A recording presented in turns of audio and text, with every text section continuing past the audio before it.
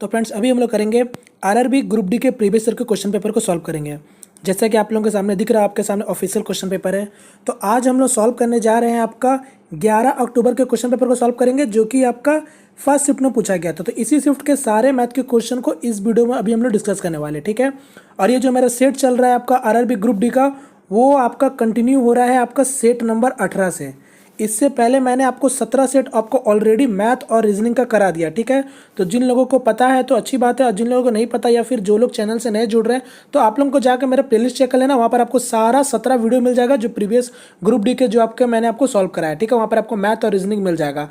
तो आज से मैं फिर से इसको कंटिन्यू करने जा रहा हूँ आपका सेट नंबर 18 से। तो आप लोगों में से बहुत सारे लोगों ने बोला था कि मैं इस सीरीज़ को फिर से कंटिन्यू करूं, तो बस ऐसे ही सपोर्ट बना के रखिएगा। मैं इस सीरीज़ को आज से कंटिन्यू करता हूं, ठीक है। तो आज हम लोग इसी शिफ्ट के सारे मैथ के क्वेश्चन को इस वीडियो में डिस्कस करने वाले हैं, ठीक है। तो चलिए आज का सेशन स्टार्ट करते हैं बिना किसी टाइम वेस्ट के। तो ये रहा फ्रेंड मेरा आज का पहला क्वेश्चन। तो चलिए, जैसे मैं हर बार बोलता हूँ कि पहले वीडियो को पॉज करना है आपको, और पहले एक बार खुद से ट्राई करना है। अगर आपको नहीं बनेगा तब जाके आप मेरा सॉल्यूशन देखना, ठीक है। और इस वाले सेट में बात करेंगे तो टोटल आपके 27 क्वेश्चन थे। एक क्वेश्चन आपका एरर था, ठीक है, जिसको मैंने हटा दिया। तो टोटल अभी हम लोग 26 क्वेश्चन इस वीडियो में डिस्कस करने वाले हैं। और आपको पता होगा ये चीज़ कि मैं आपको जो भी क्वेश्चन दिखाता हूँ वो आपका पूरे ओरिजिनल क्वेश्चन के फॉर्म में रहते हैं, ठीक है। चलिए क्वेश्चन की ओर आते हैं। तो यहाँ पर आपसे पहला क्वेश्चन आपसे पूछा गया, 10 वर्ष पूर्व एक माँ की आयु अपने पुत्र की आयु का 3 गुना थी। 10 साल बाद माँ की आयु पुत्र की आयु की दोगुनी होगी। उनका वर्तमान आयु का अनुपात कितना है? क्वेश्चन समझ गए? आपसे क्या पूछा है? उनका प्रेजेंट एज का रेशियो पूछा है। तो चलो सिंपल सा, एक आपका माँ हो गई और एक उसके सन हो गए। अब 10 साल पहले की बात की गई है। इस टाइप का क्वेश्चन हम लोग काफ़ी बार बना चुके हैं। तो आपको एक चीज़ और मैं बता दूं, अगर आप मेरा ये वीडियो पहली बार देख रहे हो तो इससे पहले वाला आप मेरा पूरा जाके सेट को देख लेना, वरना हो सकता है कि अगर आप मेरा केवल ये वीडियो देखोगे तो कुछ मैथ आपको समझ ना आए। तो इसलिए मैं बता चुका हूँ पहले भी आपको कि मेरा हर वीडियो का लिंकअप एक दूसरे से है। तो आप लोगों को पहले से आपको पूरा सारा वीडियो देख लेना होगा, ठीक है। तो यहाँ पर आपका जैसे कि आपको बोला 10 साल पहले उनका आयु किस तरीका से था, तो बेटे से 3 गुना था उनकी माता का। मतलब अगर सन 1 है तो आपका माता कितनी होगी? 3 रेशियो होगी। अब 10 साल बाद की बात की गई है, मतलब 10 ईयर आफ्टर क्या हो जा रहा है? 2 गुना। तो ये आपका हो गया क्वेश्चन के अकॉर्डिंग में। अब आपको पता है एज का डिफरेंस कभी भी बदलता नहीं है। तो यहाँ देखोगे कितना डिफरेंस दिख रहा है, 2 का डिफरेंस दिख रहा है। यहाँ आपका 1 रेशियो डिफरेंस दिख रहा है। तो पहले क्या करेंगे? डिफरेंस को सेम करेंगे। तो यहाँ पास आपका 2 से गुना करेंगे तो ये आपका 4 बन गया, ये आपका 2 बन गया। अब देखोगे डिफरेंस कितना है? 2 है। समझ गए? यानी 1 रेशियो से 2 रेशियो कितने में आपका ये हो रहा है? 1 रेशियो से जब 2 रेशियो तक जा रहे हो तो 1 रेशियो का डिफरेंस हो रहा है। इसमें कितना साल हो गया? मतलब 1 रेशियो कितने साल के बराबर है? तो देखो 10 साल पहले और 10 साल बाद, मतलब 1 रेशियो आपका 20 साल के बराबर है। समझ रहे हो? यानी 1 रेशियो 20 साल के बराबर है। अब आपको किसी का भी निकाल लेना है। अब आपसे पूछा था उन लोगों का प्रेजेंट एज का रेशियो, तो यानी आपका सन का 1 रेशियो हुआ, तो मतलब आपका कितना हो गया? 20 साल के बराबर। चूंकि ये प्रेजेंट नहीं है, क्योंकि ये 10 साल पहले का हम लोगों ने लिया है, तो अभी उस आपका जो सन का होगा तो क्या चल रहा होगा उनका एज। तो यानी 20 साल 10 साल पहले था, अभी मतलब 30 साल का होगा। और वहीं पास अगर मदर की बात करेंगे तो 20 गुना 3 कितना हो जाएगा? 60। 60 कब? 10 साल पहले, मतलब अभी कितना होगा? 70। तो बस उन लोगों का प्रेजेंट एज क्या हो गया? 70 और 30, यानी इसका अनुपात क्या होगा? 7:3। ऑप्शन नंबर 1 क्लियर है। चलिए नेक्स्ट क्वेश्चन कर बढ़ेंगे। ये रहा नेक्स्ट क्वेश्चन। अब आप इसको भी ट्राई कर सकते हो। यहाँ पर क्वेश्चन केवल आपका देखने में लंबा, बाद बाकी कुछ भी नहीं है। क्या क्वेश्चन में बोला है? एक कंपनी का सीईओ सीएफओ के साथ फंड आवंटन पर चर्चा करता है। इस वर्ष नए उत्पाद का विकास के लिए फंड पिछले वर्ष आवंटित फंड की तुलना में 1/3 बढ़ गया है। तो सबसे पहले तो इसका मतलब समझिए, 1/3 बढ़ गया, इसका मतलब क्या हुआ? 1/3 में मान लो अगर आपका पिछले बार 3 रेशियो था तो उसी में से आपका 1 रेशियो बढ़ गया है। तो मतलब कितना हो गया?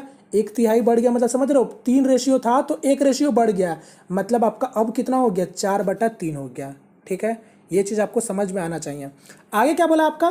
पिछले साल 20 लाख विभिन्न गतिविधियों के लिए आवंटित किए गए थे, जिनमें उत्पाद का विकास शामिल है, जो अन्य गतिविधियों का 30% है। इस वर्ष उत्पाद का विकास के लिए सीएफओ ने कितने पैसे आवंटित किए? समझ गए क्वेश्चन? यहाँ पर आपसे क्या पूछ रहा है? नए उत्पाद, ठीक है, मतलब इस वर्ष आपका जो नए उत्पाद हुए हैं उसका विकास के लिए कितने पैसे आवंटित किए गए, ये आपका क्वेश्चन। तो आप क्वेश्चन में देखो आपका क्या बोला पहला बार तो कि जो आपका इस वर्ष आपका जो उत्पाद के लिए पैसा दिया गया वो पिछले वर्ष की तुलना में 1/3 बढ़ा हुआ है। समझ रहे हो? यानी पहले अगर आपका 1/3 था तो अब आपका क्या हो जाएगा 4/3 हो जाएगा पिछले वर्ष की तुलना में। अब आपका साथ में क्वेश्चन में पहले से ही बोल दे रखा है कि 20 लाख रुपए दिए गए थे पिछले साल, जिसमें से विभिन्न गतिविधियों के लिए आवंटित किए गए थे, जिनमें उत्पाद का विकास भी शामिल था, जो अन्य गतिविधियों का 30% था। मतलब अगर आपका पिछला साल अगर 20 लाख रुपए दिए गए थे, ठीक है, आपका फंड आवंटित किए गए थे, तो उसमें से आपका जो आपका नए विकास का उत्पाद के लिए कितना था 30% था। तो यही 20 लाख का 30% क्या था आपका नए विकास का उत्पाद के लिए था। तो 20 लाख का 30% कितना होगा? 20 लाख का 30% कितना होगा? 6 लाख होगा। 6 लाख होगा कि नहीं होगा? मतलब आपका पिछले साल जो नए उत्पाद के विकास के लिए था केवल आपका 6 लाख था। आपको क्वेश्चन में ही बोल दिया था कि 1/3 बढ़ गए, मतलब यही 6 लाख का आपका 1/3 बढ़ गया, मतलब कितने हो गए? 4/3 हो गए। तो इसको सॉल्व करोगे तो कितना होगा इस वर्ष? तो 4 2 8 यानी 8 लाख आपका इस वर्ष होंगे। तो इसका आंसर क्या हो जाएगा? Option number D. क्लियर है? ये चीज आपको समझना था। चलिए नेक्स्ट क्वेश्चन की ओर बढ़ेंगे जल्दी से। ये रहा, अब आप लोग इसको भी ट्राई कर सकते हो। यहाँ पास क्या बोला? मेघा को अपने बैग 300 रुपए में बेचने पर 60 रुपए की हानि हुई। 15% का लाभ हासिल करने के लिए उसे बैग को कितने रुपए में बेचना होगा? सिंपल सा, समझ गए? तो देखो 300 रुपए में बेचने पर कितना लॉस हो रहा? 60 रुपए लॉस हो रहा। तो यहां पर आपका बैग का दाम कितना होगा? सीपी, यानी सीपी क्या होगा? यानी 300 + 60, यानी जो बैग का क्रय मूल्य होगा वो आपका 360 रुपया। अब आपका बोला था 15% का लाभ में अगर बेचना है तो कितने में बेचा जाएगा? तो देखो आपको पता होगा क्रय मूल्य कितना होता है, खुद में आपका वो 100% होता है। मतलब ये 100% है, आपसे केवल क्या पूछा है? 115% का वैल्यू पूछा है। यही ना हुआ, क्योंकि किराया मूल्य में आपका 15% लाभ आपको चाहिए। तो यानी आपका क्या हो जाएगा? 360/100 हो गया। 1% का वैल्यू 115% का वैल्यू निकालना था केवल। तो 0 0 कैंसिल हो गया। 5 का टाइम्स में 2 टाइम्स में काट दो, ये 3 हो गया, और 2 का टाइम्स में ये आपका 18 टाइम्स में कट जाएगा। ठीक है, अब देखो 18, 8 और 3, देखो यूनिट डिजिट का मतलब देखो 8 और 3 कितना हो जाएगा? 24, यानी यूनिट डिजिट में मेरा 4 होगा। ऑप्शन देखेंगे तो इसका आंसर यानी क्या होगा? Option number D. क्लियर है? चलिए नेक्स्ट क्वेश्चन कर बढ़ेंगे। फिलहाल ये रहा, इसको भी ट्राई कर सकते हो। यहाँ पास क्या बोला? 3 महीने के लिए 1080 का निवेश करने पर 27 रुपये ब्याज के प्राप्त हुआ। सालाना साधारण ब्याज की दर थी। तो आपसे क्या पूछा है? रेट पूछा है। सिंपल इंटरेस्ट में कितना होगा? 1000 रुपये ये आपका क्या मूलधन है, और 2700 रुपये, मतलब 2700 माफ कीजिएगा, 27 रुपये क्या है? आपका ब्याज है। तो आपसे पूछा है कि रेट ऑफ इंटरेस्ट क्या होगा, और ये देखो 3 महीने के लिए भी बात किया गया है। तो सबसे पहले 27 रुपये ब्याज दिया गया है आपको, कितने रुपए में? 1080 में। तो पहले हम लोग देख लेंगे ये कितना परसेंट है, ये इसका कितना परसेंट है। तो इसको कैंसिल करेंगे 27 का पारा में 4 बार में, यानी 5/2, 5/2 आ गया। यानी आपका जो 27 रुपये है वो आपका 1080 का कितना परसेंट है? तो 5/2% है। अब आपको पता होगा साधारण ब्याज में क्या होता है? रेट इंटू टाइम, मतलब आपका रेट इंटू टाइम आपका क्या होता है? वही परसेंट के बराबर है। तो बस इसी को तो सॉल्व करना है आपको। अब आपको पता है 3 महीने के लिए, तो 3 महीने मतलब क्या? 3 महीने हैं, तो मैं इसको साल में कैसे बदलूंगा? मैं इसको 12 से भाग दे दूंगा तो मेरा साल में बदल जाएगा। तो बस इसको सॉल्व कर लो। ये आपका 5/2 है, तो ये आपका ये क्या हो जाएगा? यहाँ पास आपका 2 को 6 बार में काट दो, 3 को 2 बार में काट दो, 2 वहाँ चला जाएगा। तो रेट क्या बन जाएगा आपका? रेट आपका 10% बन जाएगा। यानी इसका आंसर क्या होगा? Option number 1। क्लियर है? तो आप इसको जैसा चाहते हो वैसा बना सकते थे। ठीक है, तो मैं इसको फॉर्मूला में नहीं बनाया, बेसिकली जैसे आपका होता है उसमें दिखाया। ठीक है, चलिए नेक्स्ट क्वेश्चन कर बढ़ेंगे। ये रहा नेक्स्ट क्वेश्चन। एक क्वेश्चन आपका डीआई से था। तो यहाँ पर आपका डीआई समझते हैं क्या बोला गया था। तो ये आपका बोला था निम्नलिखित ग्राफ के आधार पर कौन सा खुदरा विक्रेता तीनों वस्तुओं में से प्रत्येक को 10 रुपए से कम में बेचता है? क्वेश्चन समझना पहले। ठीक है, और यहाँ पास आपका डीआई देख लो। ये आपको दिया हुआ ग्राफ के टर्म्स में देखो, सभी दुकानदार का दिया हुआ, रिटेलर 1 2 3 4 5 6 7, सभी रिटेलर को आपको दिखाया जा रहा है। और सभी रिटेलर में आपका 3 प्रोडक्ट है, प्रोडक्ट 1 2 3। तो अगर देखोगे पहला रिटेलर का तो आपको दिखेगा ब्लू, रेड और ग्रीन, ये तीनों कलर के आपको दिखाया गया, और 3 टाइप के प्रोडक्ट हैं। आपसे क्वेश्चन में पूछा जा रहा है कि कौन ऐसा विक्रेता है जो तीनों वस्तुओं को प्रत्येक को 10 रुपए से कम में बेचता है। अब यहाँ पर नीचे में लिखा हुआ आपका एक्स अक्ष रुपए को कीमत इंगित करता है, और वाई अक्ष खुदरा विक्रेता का प्रतिनिधित्व करता है। मतलब ये जो आपको पता है, ये अगर ग्राफ है तो कोई एक्स और वाई से एक्सिस होगा। ये नीचे का हम लोग क्या बोलते हैं? एक्स एक्सिस बोलते हैं। यानी बोल रहा वही जो एक्स एक्सिस है वो आपका खुदरा लोन का जो आपका विक्रेता है उसको दर्शा रहा है, ये सब जो है आदमी आपका रिटेलर है, रिटेलर 1 2 तो उसको दर्शा रहा है। और जो ये इस साइड में वाई एक्सिस का है वो आपको पैसे को लेकर दर्शा रहा है कि क्या रुपए है आपका उस सामान का, उसको दर्शा रहा है। ठीक है, चलो अब क्वेश्चन क्या बोला था कि तीनों वस्तुओं को प्रत्येक 10 रुपए में कौन बेचता है, मतलब कम से कम, मतलब कौन विक्रेता जो 10 रुपए में कम में बेचता है तीनों वस्तुओं को। तो आप देखोगे पहला ही देखोगे रिटेलर 1, तो रिटेलर 1 का देखो आपका तीनों प्रोडक्ट 10 रुपए से कम में बेचा जा रहा है, हर प्रोडक्ट को 10 रुपए से कम में बेचा जा रहा है, समझ रहे हो। यहां पर इसका आंसर यानी क्या बन जाएगा, ऑप्शन नंबर 1 खुदरा विक्रेता 1 ही इसका आंसर होगा। ये था आपका क्वेश्चन, सिंपल सा। चलिए नेक्स्ट क्वेश्चन की ओर बढ़ेंगे, ये रहा, इसको ट्राई कर सकते हो। यहाँ पर आपको सिंपल सा x का मान पूछा था, यानी x का वैल्यू पूछा था, तो x को क्या करोगे, x को यहाँ ले आओ और बाकी इसको यहाँ ले आओ, हो जाएगा सॉल्व। 0 से जाएगा 0, 8 से 4 जाएगा 4, 5 से 4 जाएगा 1, 7 से 3 जाएगा 4, यानी इसका आंसर क्या हो गया, ऑप्शन नंबर 1। चलिए नेक्स्ट क्वेश्चन देखेंगे, बढ़ेंगे। ये रहा नेक्स्ट क्वेश्चन, इसको भी ट्राई कर सकते हो। यहाँ पास आपको बोला है 110 रुपए की एक राशि 2 रुपये 1 रुपये 50 पैसे के सिक्के के रूप में है, जिनका अनुपात आपको दे दिया है, इनमें से 50 पैसे के कितने सिक्के हैं। तो ये आपका बैग वाला क्वेश्चन है, वही सिक्का वाला। तो जैसे बनाना चाहते हो वैसे बना लो। कई लोग आपका क्या करते हैं, रुपए को पैसे में बदल देते हैं, कई लोग पैसे को रुपए में बदल देते हैं। तो जैसे भी करोगे आंसर आपका वही आएगा। तो देखो 2 रुपये 1 रुपये 50 पैसे के 3 टाइप के सिक्के हैं। अब देखो यहाँ पास क्या बोला, जिनका अनुपात क्रमश, तो ये रुपए का अनुपात दिया हुआ है, ठीक है, रुपए का अनुपात दिया। तो देखो 2 रुपये है तो मैं भी क्या करूंगा, रुपए में ही बदल लेता हूँ, सिंपल सा। तो ये आपका 110 रुपये हो गए। अब देखो 1 2 3 के अनुपात में है, तो मतलब अगर आपका 2 रुपये को बात करेंगे तो 2 रुपये के कितने हैं, वो रुपये होंगे, 2 रुपये होंगे, यानी x थोड़ा देर के लिए मान लेते हैं, 2x प्लस 2 है, ये आपका कितने रुपए हो जाएंगे, तो ये आपका 1 रुपये हो जाएंगे, प्लस ये आपका 3 है, 50 पैसा जो थे वो आपका 3 है, तो 3 के कितने रुपए बनेंगे, 1.5 रुपये बनेंगे। 1.5 रुपये मतलब क्या होगा, 1.5 होगा ना, तो 1.5x। तो बस सॉल्व कर लेते हैं, क्या हो गया 2 3 और 3 यहाँ पर आपका कितना हो गया, यहाँ पास आपका 1 सेकंड में कुछ गलत कर रहा हूँ क्या, 1 से 2 रुपये हो गए और 2 रुपये का यहाँ 2 रुपये होंगे ना, ये 2 रुपये होंगे क्योंकि 2 सिक्के थे एक एक के, तो कितने होंगे 2, तो 2 2 4 और 4 और यहाँ 1.5 कितना हो गया 5.5, यानी 5.5x इक्वल टू क्या हो गया 110। तो ये आपका 5.5 आ गया। अब पॉइंट को कैंसिल करूंगा तो मेरा ऊपर एक 0 लग जाएगा और ये आपका कितना हो गया 2, यानी x का जो वैल्यू आया वो क्या आया 20 आया। अब आपसे क्या पूछा था 50 पैसे के कितने सिक्के हैं, तो सबसे पहले देखेंगे कि 50 पैसे से मेरे कितने रुपए बने हैं। तो ये था आपका 1.5 इंटू 20, ये गुना करोगे तो कितना रुपए बन रहा है 30 रुपए बन रहा है। यानी अब आप ही बता दो, अगर 30 रुपए आपके पास है और वो सारे के सारे सिक्के 50 पैसे हैं तो वो कितने सिक्के का बराबर होंगे, तो 60 सिक्के का बराबर होंगे, यानी इसका आंसर क्या होगा ऑप्शन नंबर 2। ठीक है, चलिए नेक्स्ट क्वेश्चन की ओर बढ़ेंगे जल्दी से। ये रहा नेक्स्ट क्वेश्चन, अब आप इसको ट्राई कर सकते हो। ये क्वेश्चन अच्छा क्वेश्चन है। यहाँ पास क्या बोला, किसी भिन्न और उसके वास्तुक्रम का अंतर 9/11 है, तो भिन्न और उसके वास्तुक्रम दोनों का घनों का अंतर क्या होगा।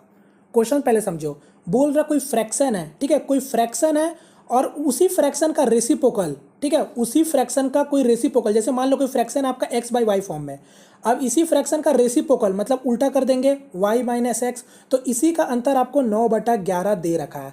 अब आपसे क्या पूछ रहा है, तो भिन्न और उसके वास्तुक्रम दोनों का घनों का अंतर क्या होगा। अब वही पूछ रहा है कि वही फ्रैक्शन का और आपका जो उसका वास्तुक्रम था, मतलब जो उसका रेसिप्रोकल था, अगर उसका क्यूब करेंगे तब उसका डिफरेंस क्या होगा।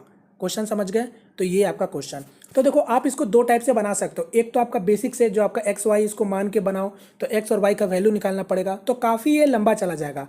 और दूसरा नहीं तो आप इसको अलजेब्रा के फॉर्म में भी बना सकते हो। बस क्या है सर, इसको आप ध्यान से देखिए, आपका इसका अलजेब्रा का ही क्वेश्चन है। यहाँ पास आपका बोला था कोई भिन्न और उसके वास्तुक्रम का अंतर 9/11, तो चलो मैं मान लेता हूँ जो मेरा भिन्न है वो आपका x है। अब इसी का रेसिप्रोकल मतलब 1/x, तो ये इसी का अंतर आपको क्या दे रखा है 9/11 दे रखा है।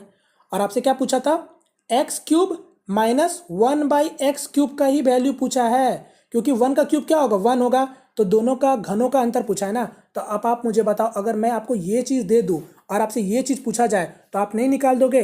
अलजेब्रा में एक नॉर्मल सा चीज़ होता है, आपको पता होगा, जब x - 1/x रहता है और आपसे x³ - 1/x³ पूछता है, तब आप क्या करते हो n का क्यूब कर देते हो, और आपका माइनस में है तो क्या करोगे प्लस कर दोगे, और ये आपका 3n से मल्टीप्लाई कर दो n, तो ये इसका आंसर आ जाएगा। ये चीज़ अगर आपको पता रहेगा तो आप बहुत जल्द कर सकते हो। तो यहाँ पास भी हम लोग क्या करेंगे, ये जो आपका n है उसको क्यूब कर देंगे और प्लस 3n प्लस कर देंगे, बात समझ रहे हो? ये चीज़ आपको कम से कम पता होना चाहिए। आपका x minus one by X दे दे, अगर इस जगह में स्क्वायर रहता तो आप तो इजीली कर लेते हैं ना। कैसे करते हैं? इस जगह को इसको स्क्वायर कर देते हैं, एन स्क्वायर, और आपका माइनस है तो प्लस और प्लस है तो माइनस। तो ये चीज़ आपको पता होना चाहिए, ठीक है। तो यहाँ पास भी आपका क्यूब पूछा था, तो क्या करेंगे? N cube plus 3n। अगर यही चीज़ आपका प्लस में रहता तब हम लोग उसको क्या करते हैं? माइनस कर देते हैं। समझ रहे हो? तो चलो अब हम लोग वही कर लेते हैं। यहाँ पास आपका डायरेक्ट आपका तो n का क्यूब मतलब 9/11 का क्यूब क्या हो जाएगा? तो एक आपका 729 हो गया, और 11 का क्यूब क्या होता है? 1331 होता है, प्लस 3n, तो 3 हो गया, और n क्या है? 9/11। तो इसी को तो आपको केवल सॉल्व करना है। तो ऊपर में क्या हो गया? 27 हो गया, और नीचे आपका 11 हो गया। अब इसको सॉल्व कर लो आप लोग। ये नीचे में क्या हो जाएगा? 1331 हो जाएगा। अब यहाँ पास आपका 729 हो गया, और यहाँ पर आपका कितना हो जाएगा? 121 गुना 27। तो आप यहाँ पर अगर आप सॉल्व करोगे तो देख लो, यहाँ पर आपको पता चल जाएगा। यूनिट डिजिट का हेल्प लो, क्योंकि नीचे में तो आपका 1331 होगा, इतना तो आप जानते हो, ठीक है। तो ये तो आंसर कभी नहीं होगा। अब यहाँ पास आपको देखो, ये देखो प्लस में हो रहा है तो आपको तो माइनस में भी कभी नहीं होगा। ऑप्शन को काटेंगे तो ये भी नहीं होगा। देखो ये होता है स्मार्ट तरीका, आपको सब कुछ सॉल्व करना नहीं होता, कभी कभी थोड़ा सोचो भी।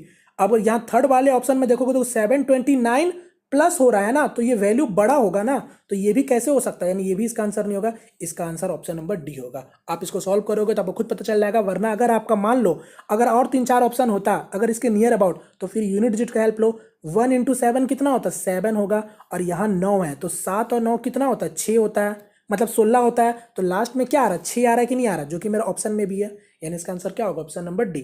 क्लियर है? चलिए नेक्स्ट क्वेश्चन के बढ़ेंगे जल्दी से। ये रहा नेक्स्ट क्वेश्चन, इसको भी आप लोग ट्राई कर सकते हो। यहाँ पास क्या बोला है? पानू, जीवन और जलील किसी काम को अलग अलग क्रमश 20, 30, 60 दिनों में कर सकते हैं।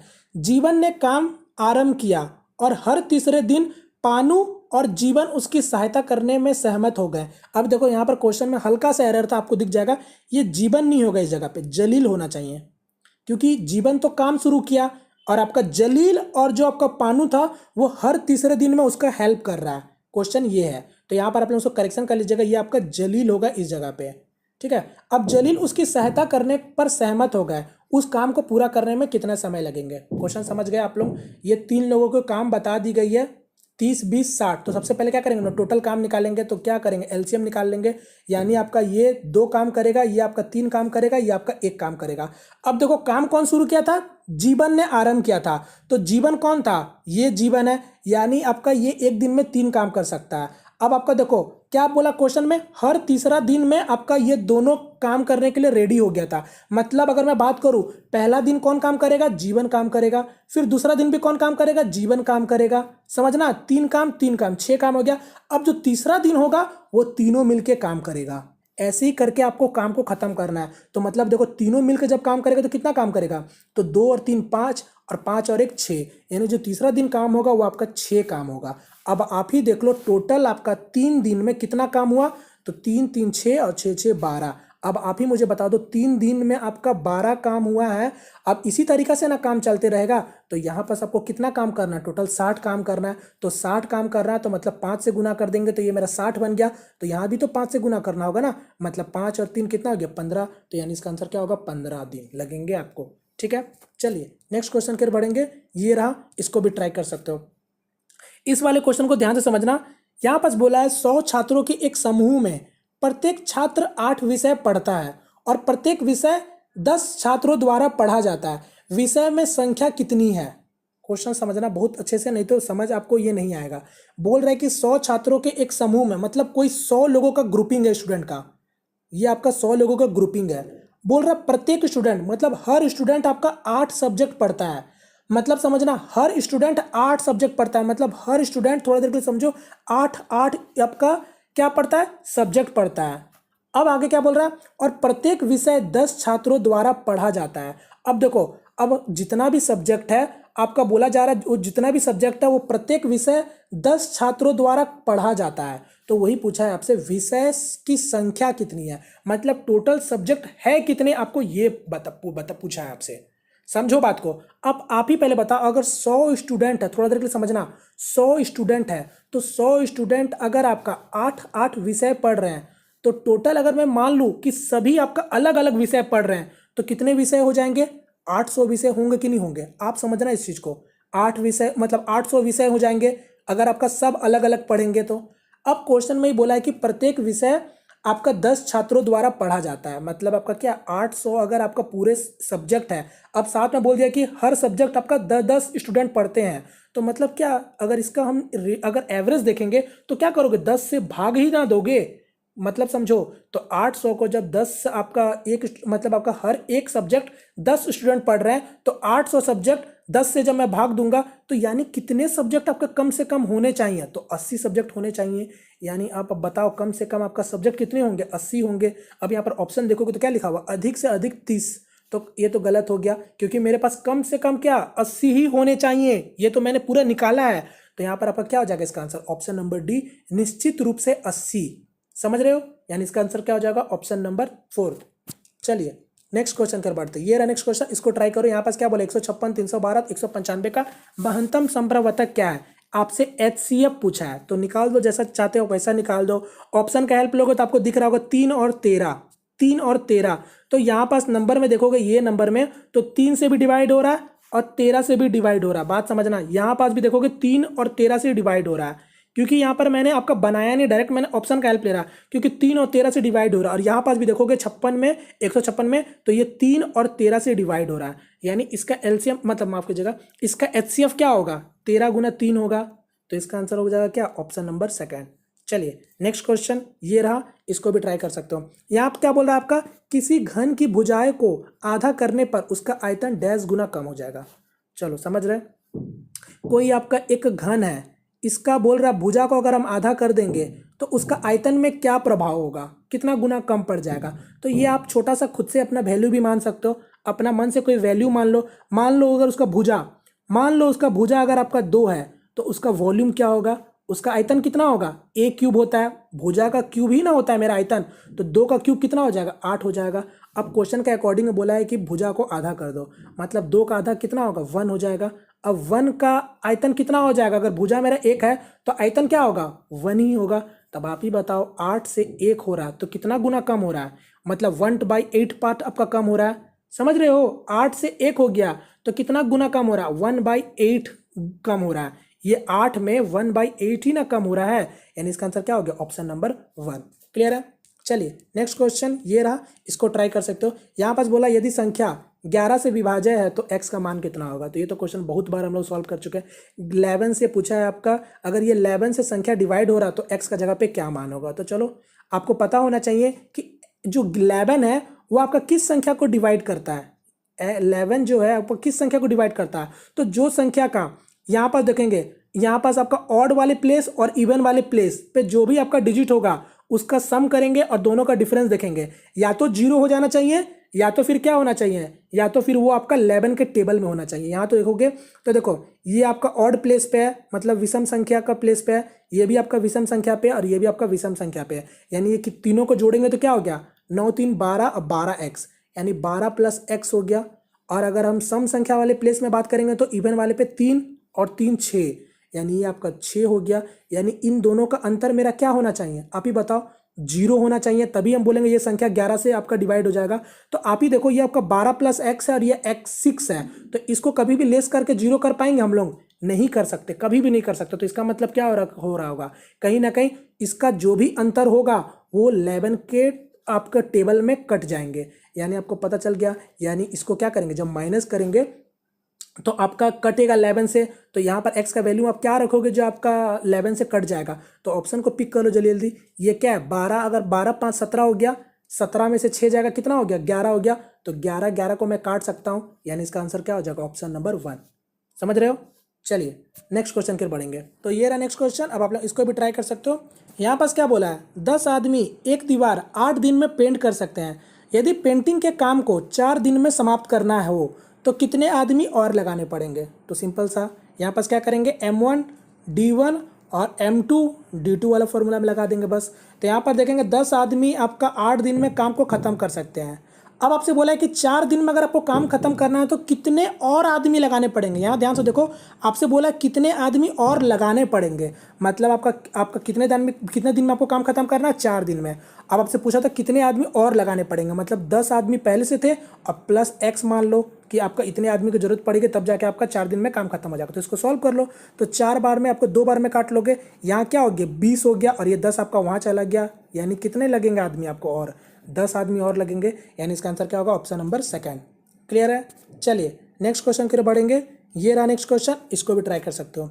यहाँ पास क्या बोला है, यदि एक त्रिद्वितीय बहुपद के शून्य क्रमश ए बी और सी है तो A B plus B C plus C A का मान ज्ञात कीजिए। तो ये क्वेश्चन को ध्यान से समझिएगा। आपको क्या बोल रहा है, कोई क्यूबिक पोलिनोमियल है, ये आपका क्या है पोलिनोमियल। आपको बोला कोई एक आपका क्यूबिक पोलिनोमियल है जिसका रूट आपका ए बी सी है, तब आपसे पूछ रहा है कि इसका वैल्यू क्या होगा। तो यहाँ पर सबसे पहले तो आपको पता होना चाहिए, कोई भी अगर आपका क्यूबिक पोलिनोमियल हो तो इसको कैसे हम लोग ब्रेक करते हैं ये आपको पता होना चाहिए। अगर मैं यही चीज़ आपको दे देता इस फॉर्म में, मान लो सपोज दैट अगर मैं आपको ये दे देता कि 5x² माइनस 3x और प्लस आपका 6, ऐसे मान लो ये आपका कोई मैं दे देता, तो आप इसको तो आराम से सॉल्व कर लेते हो, क्वाड्रेटिक इक्वेशन है, इसको आप लोग जल्दी से निकाल लेते हो कि नहीं निकाल लेते हो रूट इसका। तो वैसे ही आपको इसका भी निकालने आना चाहिए, ठीक है। तो यहाँ पास अगर आप देखोगे तो देखो 2x³ माइनस x² और माइनस 2x प्लस 1। तो सबसे पहले आपको पता होना चाहिए, देखो ये आपका क्यूबिक पोलिनोमियल है तो इसका 3 रूट बनेगा, ये चीज़ आपको पता होना चाहिए। कभी कभी क्वेश्चन में इतना ऐसे करके देता है आपका x के पावर में 5 है तो आपसे पूछ लिया जाता है इसके कितने रूट पॉसिबल है, तो इसके 5 रूट पॉसिबल है, क्योंकि इसके पावर में 5 थे तो 5 रूट निकलेंगे, समझ रहे हो। यानी इसको भी जब आप ब्रेक करोगे तो x का जो रूट होगा वो आपका टोटल 3 रूट होगा। अब वो कौन कौन रूट होगा, तो ए बी सी आपको इसी यही बता दिया गया, तो हम लोग को चेक करना पड़ेगा। तो देखो 2x³ है और 2x है, तो मैं क्या करूँगा कॉमन ले लूँगा, केवल 2x और 2x को कॉमन ले रहा हूँ, इस चीज़ को छोड़ दे रहा हूँ, तो 2x कॉमन ले लूँगा तो मेरा बचेगा क्या, x² माइनस 1 बचेगा। अब यहाँ पर सबका ऑलरेडी माइनस x² है और आपका प्लस 1 है, तो इस जगह में मैं माइनस को कॉमन ले रहा हूँ, तो क्या हो गया आपका यहाँ पर आपका -1 कॉमन, मतलब 1 तो नहीं के बराबर होगा, तो यहाँ क्या हो जाएगा x² और ये आपका -1 हो जाएगा, देख रहे हो। तो यानी x² -1 x² -1, तो यहाँ क्या हो गया x² -1 हो गया और यहाँ क्या हो गया 2x -1 हो गया। यानी अब आप देख सकते हो ये क्या है a minus b a plus b का फॉर्म में आ रहा, समझ रहे हो, a minus b a plus b का फॉर्म में आ रहा। तो यानी यहाँ पर x का जो वैल्यू होगा यानी रूट जो होगा वो क्या होगा, एक आपका क्या हो जाएगा 1 हो जाएगा, एक आपका क्या होगा -1 होगा, साफ साफ दिख रहा है x + 1 x - 1 क्या होगा +1 अब -1 होगा, और एक आपका यहाँ क्या है 2x - 1, तो 2x - 1 = 0, तो x का वैल्यू यहाँ से क्या आएगा 1/2 आएगा कि नहीं आएगा, ये मुझे बताओ आएगा। तो बस आपको पता चल गया जो ए बी सी का जो वैल्यू होगा वो क्या होगा, एक आपका 1 होगा, एक आपका -1 होगा और एक आपका 1/2 होगा। तो यही चीज़ आपको पुट करके बताना था।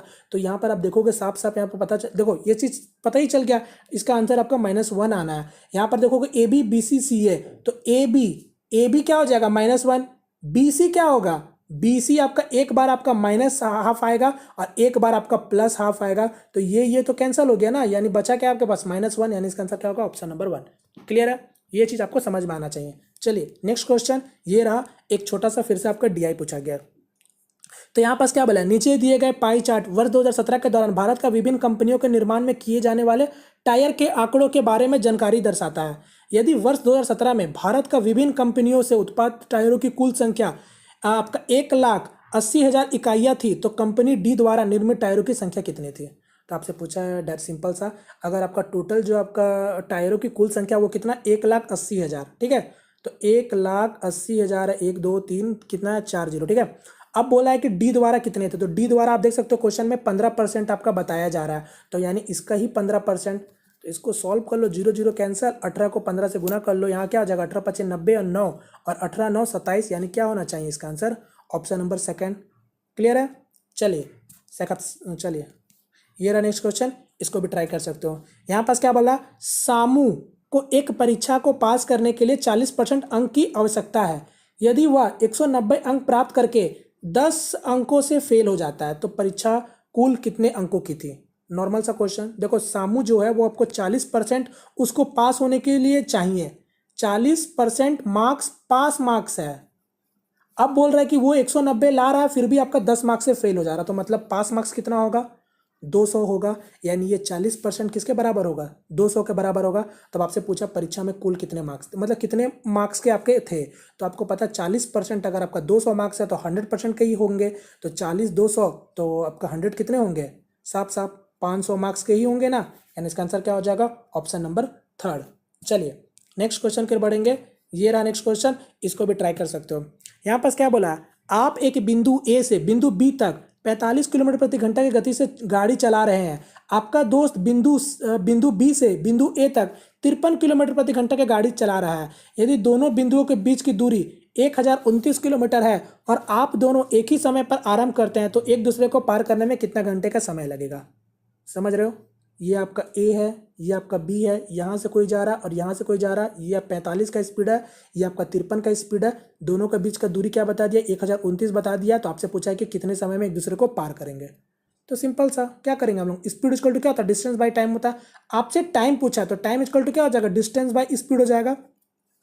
डिस्टेंस आपका 1029 है और दोनों आपका एक ही समय पे स्टार्ट किए हैं। इस चीज़ को जरूर देखिएगा क्वेश्चन में, तो दोनों जब एक समय में स्टार्ट किए तो कोई तकलीफ वाली बात नहीं है। अब स्पीड क्या होगा, तो आपको पता है रिलेटिव स्पीड क्या होगा, दोनों एक ही दिशा में आ रहे तो स्पीड मेरा ऐड हो जाएगा। तो यहाँ क्या हो गया, 5 3 8 हो गया और यहाँ से आपका 5 4 9 हो गया। यानी इसको आपको केवल सॉल्व करना है। अब यहाँ पर इसको सॉल्व करो तो क्या आएगा, साफ साफ 10.5 आएगा इसको सॉल्व करना। यानी इसका आंसर क्या होगा, ऑप्शन नंबर 2। ठीक है, चलिए क्योंकि यहाँ पर देखो मीटर प्रति सेकंड का कोई इशू नहीं था, क्योंकि सभी कुछ मेरा किलोमीटर में आएगा। समझ रहे हो, चलिए नेक्स्ट क्वेश्चन की ओर बढ़ते हैं। ये रहा नेक्स्ट क्वेश्चन, अब आप लोग इसको भी ट्राई कर सकते हो। यहाँ पास क्या बोला है, यदि किसी भिन्न संख्या के अंश और हार दोनों में 3 जोड़ा जाता है तो उसका मान 10/11 प्राप्त होता है। यदि अंश और हार दोनों में 4 घटाया जाता है तो उसका मान 3/4 हो जाता है। तो उस भिन्न का मान क्या है। क्वेश्चन समझो पहले, सबसे पहले ये यहाँ पर बहुत सारे लोगों को नहीं पता, जिन लोग इंग्लिश में समझते हैं। यहाँ पर आपको बोला कोई संख्या मतलब कोई फ्रैक्शन, उसी टाइप का कोई फ्रैक्शन है। बोल रहा है कि उसके अंश और हार, मतलब ये न्यूमरेटर और ये डिनोमिनेटर, ठीक है, ये आपका डिनोमिनेटर। बोल रहा है न्यूमरेटर में और डिनोमिनेटर में अगर 3 जोड़ते हैं तो बन जाता है आपका संख्या 10/11। अब वही बोल रहा है कि उसके न्यूमरेटर और डिनोमिनेटर में अगर आप 4 घटाओगे तो 3/4 बन जाता है। तो वही आपका फ्रैक्शन क्या है ये आपको बताना है। तो सिंपल सा, आपको इसको बनाने की जरूरत नहीं, इसमें डायरेक्ट आपको ऑप्शन का हेल्प लेना है। कोई जरूरत नहीं आपको बनाने का, ऑप्शन का हेल्प लेकर आराम से बना लो। यहाँ पर अगर ऑप्शन की बात करेंगे तो इसका आंसर क्या हो जाएगा, ऑप्शन नंबर 4, क्योंकि 7/8 है। तो 7/8 में अगर आप 3 जोड़ते हो पहले और दूसरे में, मतलब ऊपर और नीचे में, तो क्या बन गया, 10/11 बन गया, जो कि ये आपका कंडीशन सेटिस्फाई कर गया। नीचे वाले की बात करेंगे तो यहाँ पर क्या बोला, 4 घटाने के लिए, तो 7 में से 4 जाएगा क्या होगा, 3 होगा। आपका 8 में से 4 जाएगा तो क्या होगा, 4 होगा। यानी देख सकते हो यही संख्या है कि नहीं। तो बस इस तरीका से आपको कुछ भी नहीं करना, केवल आपको ऑप्शन को उठा के चेक करना है। ठीक है, चलिए नेक्स्ट क्वेश्चन फिर बढ़ेंगे। ये रहा नेक्स्ट क्वेश्चन, इसको ट्राई कर सकते हो। क्या बोला आपको, 42 वृक्षों वाले एक बगीचे में 3/7 पेड़ नीम के और शेष आम के। आम के पेड़ की संख्या कितनी है, क्वेश्चन समझ गए। टोटल आपका कितने वृक्ष है, मतलब टोटल आपका जो ट्री है वो आपका 42 ट्री है, जिसमें से 3/7 पेड़ नीम के और शेष आम के। तो सबसे पहले तो मैंने अभी थोड़ी देर पहले बताया था 1/3 वाला कॉन्सेप्ट, मतलब 3/7। 3/7 मतलब 3/7 क्या है, नीम के पेड़ है। नीम के पेड़ कितने हैं, 3/7 है। मतलब इसमें क्या हो गया, टोटल ये पेड़ हुए और उसमें से ये आपका नीम हुए। इसका मतलब ये होता है आपका। अब आप ही बताओ, जैसे कि आपका 3/7 पेड़ नीम है और शेष आम है, मतलब आपका पता चल गया टोटल अगर आपका 7 पेड़ है तो उसमें से 3 पेड़ किसके हैं, नीम के हैं। तो बचे हुए पेड़ किसके होंगे, आम के। मतलब आपका 3 ये है और आपका टोटल 7 थे, तो आम के कितने होंगे, 4 होंगे। यानी यही आपका 4 का वैल्यू आपसे पूछा है। समझ गए। तो बस आपका बता दो यहाँ पर क्या हो जाएगा, यहाँ पर आपसे 4, ये 4 रेशियो होगा, ठीक है। और ये 7 किसके बराबर होगा, 42 पेड़ के बराबर होगा। समझ रहे हो, यानी 7 रेशियो 42 के बराबर। तो 1 रेशियो का वैल्यू क्या हो गया, 6 हो गया। 1 रेशियो का वैल्यू 6, तो 4 रेशियो का वैल्यू क्या हो गया, 24। Option number 4। चलिए नेक्स्ट क्वेश्चन ये रहा, इसको ट्राई कर सकते हो। यहाँ पर आपका एक छोटा सा सिंप्लीफिकेशन दिया हुआ है, ठीक है। तो यहाँ पर आप देख सकते हो इसका वैल्यू निकालना है। तो देखो 551 को 29 से भाग देने पर 19 हो रहा है। अब आपको वही बोला है कि 5.51 को अगर आप डिवाइड करोगे 0.0019 से तो क्या होगा। तो आपको पता है, अगर मैं यही चीज़ अगर आपको देखो, अगर मैं बोलूँगा कि अगर आपका दो, अगर इस टाइप को समझना, अगर मैं बोलूँगा कि आपका 4/2 को भाग देने से आपका, ये नंबर सही नहीं है, इसको नहीं लूँगा, 6/2 को अगर मैं भाग दूंगा तो मेरा 3 आता है, समझना। 6 को 2 से भाग देने से आपका 3 आता है। अब यही चीज़ को मैं बोलूँगा 6 को जब मैं 3 से भाग दूंगा तो मेरा क्या आएगा, तो यही ना आएगा, जाहिर सी बात है। तो यहाँ भी आपको वही चीज़ है, बस आपको पॉइंट दे के आपको कंफ्यूज कर रहा है। तो देखो यहाँ पास आपका पॉइंट के बाद 2 डिजिट है और यहाँ पॉइंट के बाद आपका 4 डिजिट है, चूंकि ये आपका नीचे में आएगा। तो जब आपका नीचे में, जब आपका पॉइंट के बाद 4 डिजिट है तो ऊपर में क्या होगा, मल्टीप्लाई हो जाएगा, 2 ठो आपका 0 0, और ऊपर में आपका यहाँ क्या आएगा, 551 को 29 से भाग देने से 19 आ रहा था, तो यहाँ आप जब इसको डिवाइड करोगे तो क्या होगा, 29 होगा साथ में, यानी इसका आंसर क्या होगा, 2900, ऑप्शन नंबर डी। ठीक है, चलिए नेक्स्ट क्वेश्चन की ओर बढ़ेंगे। ये रहा नेक्स्ट क्वेश्चन, इसको भी ट्राई कर लो।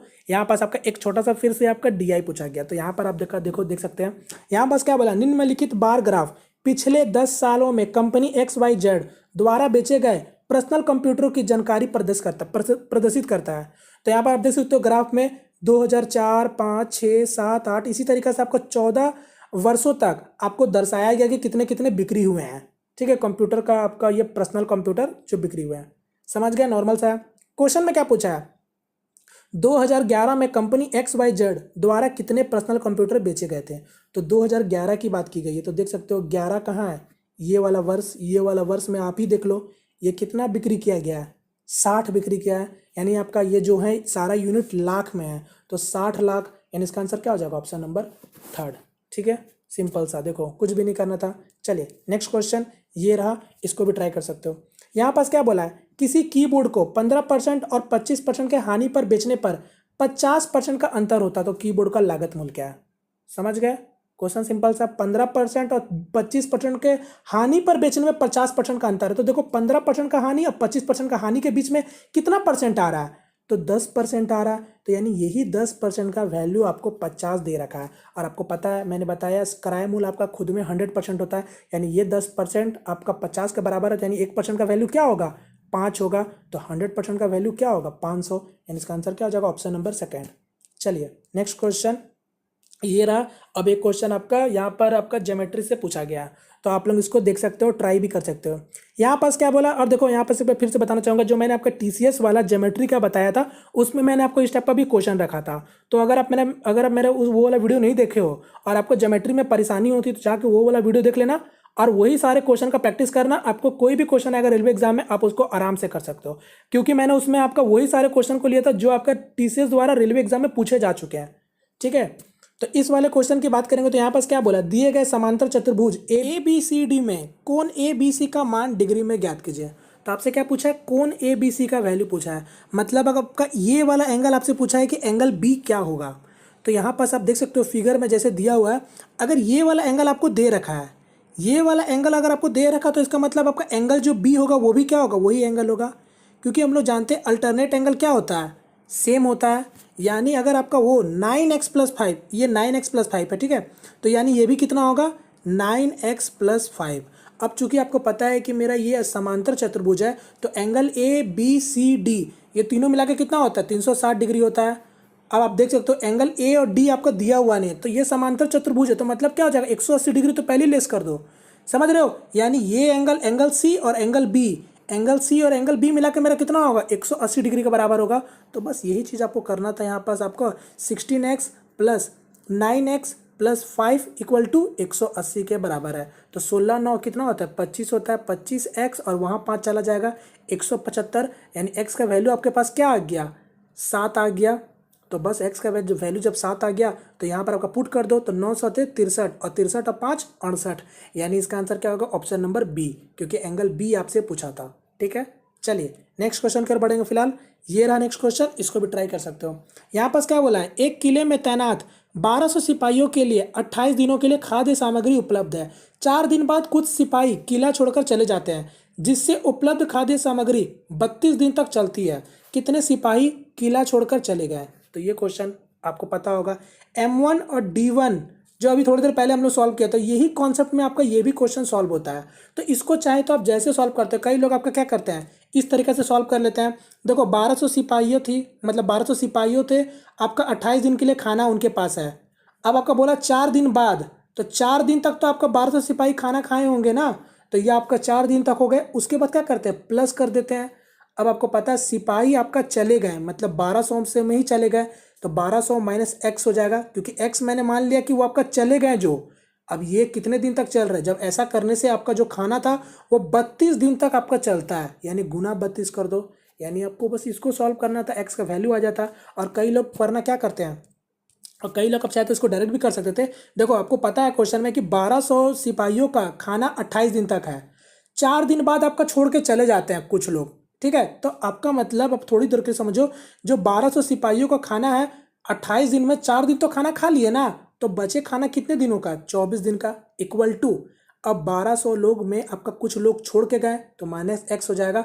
अब यही खाना आपका कितने दिन तक चला था, 32 दिन तक। तो इसको भी सॉल्व कर लो, तो जैसा भी सॉल्व करोगे तो आपका आंसर वही आएगा। तो इसको सॉल्व कर लोगे तो आपका जल्दी आ जाएगा। यहाँ पर आप इसको सॉल्व कर लो, तो ये आपका 2 का पाड़ा में काटोगे तो कितना बार में कट जाएगा, या फिर 4 का पाड़ा में काटो 6 बार में, 4 का टेबल में काटोगे तो 8 बार में हो गया। फिर यहाँ से 8 का टेबल में डायरेक्ट इसको काट लो, कितने बार में कट जाएगा, 15 बार में 120, यानी आपका 150 हो गया। अब इसको सॉल्व कर लो तो 15 150 और 6 कितना होता है, 900 होता है। अब ये आपको पता है ये आपका 1200 माइनस एक्स है, तो एक्स वहाँ आ जाएगा और वो वहाँ चला जाएगा, तो कितना बच जाएगा 300, यानी एक्स आपका 300 हो गया। मतलब आपका जो सिपाहियों थे वो आपका कितने चले गए 4 दिन बाद, तो 900 मतलब 300 सिपाही आपका चले गए थे, यानी इसका आंसर क्या हो जाएगा, ऑप्शन नंबर सेकंड। क्लियर है। चलिए नेक्स्ट क्वेश्चन के बढ़ेंगे। फिलहाल ये रहा मेरा नेक्स्ट क्वेश्चन और मेरा आज का लास्ट क्वेश्चन, जिसको आप लोग देख सकते हो। यहाँ पास क्या बोला है, 4 सिक्कों का एक साथ उछालने जाने की प्रतिदर्श, ठीक है, समष्टि होगी। तो आपसे क्या पूछा है सिंपल लैंग्वेज में, आपसे पूछ रहा है कि जब 4 सिक्कों को जब एक साथ उछालेंगे तो उसका प्रतिदर्श समिष्ट होगी क्या, मतलब आपका इसकी सैंपल स्पेस आपसे पूछिए कि सैंपल स्पेस क्या होगा। जब हम लोग प्रोबेबिलिटी बनाते हैं, आपको पता है प्रोबेबिलिटी अगर मैं बोलूंगा एक सिक्का को उछालो तो इसका सैंपल स्पेस क्या बनेगा, मतलब इसका संभावना क्या बनेगा, तो आप तो आराम से बोल दोगे एक आपका हेड बनेगा, एक आपका टेल बनेगा। यही होता है ना, हेड और टेल एक सिक्का में। तो यहाँ पर एक सिक्का ना बोल के आपको बोल रहा है कि जब 4 सिक्का एक साथ जब उछालेंगे तब मेरा क्या सैंपल स्पेस बनेगा, मतलब चारों सिक्का में कभी या तो पूरा हेड आ जाए, या तो कभी टेल आ जाए, या फिर हेड टेल टेल हेड। तो इसी तरीका से पूछा कि टोटल आपका क्या सैंपल स्पेस बनेगा, ये आपका क्वेश्चन है। तो नॉर्मल से आपको पता है कि जब एक सिक्का में क्या पॉसिबिलिटी होता है, या तो हेड या तो टेल। तो आपको क्या करना है, जब आपसे 4 सिक्का पूछा तो आपको क्या करना है, तो आपको पता है एक सिक्का में 2 चीज होता है, तो 2 चीज, और आपको पता है यहाँ पास कितना सिक्का है, 4 सिक्का, तो 2 के पावर में 4 कर दो, यानी इसका आंसर क्या हो जाएगा, 16 सैंपल स्पेस बनेंगे, यानी इसका आंसर होगा ऑप्शन नंबर 2। क्लियर है। अब आपको पता है कभी कभी आपको डाइस भी रहता है, तो एक पासा में आपको पता है ना 1 से लेकर 6 नंबर होते हैं, तो जब एक पासा फेंकते हैं तो 6 नंबर आने की चांसेस बनती है, मतलब 6 को डिफरेंट डिफरेंट नंबर आने के चांसेस बनते हैं। अब यही चीज मैं बोल दूं कि जो पासा थे वो आपका 2 ठो पासा फेंके गए हैं, 2 ठो पासा जब फेंके जाएंगे तब क्या सैंपल स्पेस बनेगा, तब आप क्या करोगे उसी तरीका से जो अभी सिक्का में मैंने बताया। तो एक पासा में 6 बनते हैं और आपका 2 ठो फेंके जा रहे हैं, तो मतलब आपका 6 के पावर में 2 यानी 36। तो इसी तरीका से आपका होता है, समझ गए। अगर आपसे बोल दे 20 सिक्का फेंके, जितना भी सिक्का फेंके तो आपको 2 के पावर में वो आपको लिख देना है, समझ गए। चलिए, तो ये था फ्रेंड्स आपका क्वेश्चन जो मैंने आपको दिखा दिया, जो आपको ग्रुप डी में पूछे गए थे इतने सारे क्वेश्चन। तो टोटल मैंने आपको 26 क्वेश्चन करा दिया, बाद बाकी एक जो क्वेश्चन था मैंने आपको बता दिया था, वो क्वेश्चन आपका एरर है, ठीक है। तो इसी तरीके से आप लोग क्वेश्चन के बस प्रैक्टिस करते रहिए। उम्मीद करता हूँ आपको आज का सेशन पसंद आएगा। पसंद है तो प्लीज़ वीडियो को लाइक करके अपना सपोर्ट जरूर दिखाएं, और चैनल पहली दफा है तो प्लीज़ चैनल को सब्सक्राइब कर लीजिए, ठीक है। तो मिलते हैं फ्रेंड किसी नेक्स्ट वीडियो में, तब तक के लिए जय हिंद, जय भारत।